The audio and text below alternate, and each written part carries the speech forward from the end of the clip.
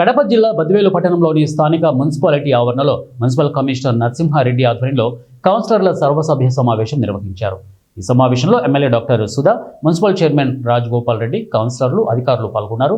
అనంతరం వారు మాట్లాడుతూ బద్వేల్ మున్సిపాలిటీ పరిధిలోని 32వ వార్డు ఎస్సీ పరిధిలోకి రావడం దౌర్భాగ్యమా అని స్థానిక ప్రజలు అంటున్నారంటూ సభ దృష్టికి తీసుకువచ్చారు.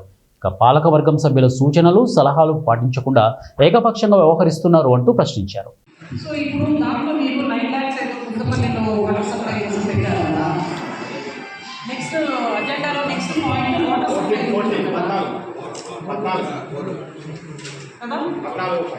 ఇప్పుడు నేను అడిగినప్పుడు మీరేమో అమౌంట్ 2.0లో వస్తుంది, దాంట్లో కవర్ అవ్వదు అన్నారు. అంటే నేను ఇక్కడ ఈ వచ్చిన ప్రతి మీటింగ్కి అడుగుతున్నాను నేను వాటర్ సప్లై, దాంట్లో మీరు అమౌంట్ వస్తుందో వేసుకుంటే అవ్వదో లేదు. దీంట్లో ఏదో ఒకటి చేసేస్తే బాగుంటుంది కదా.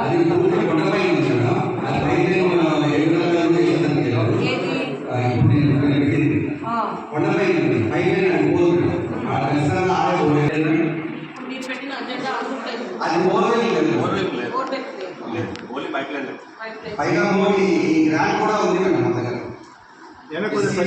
ప్రజలు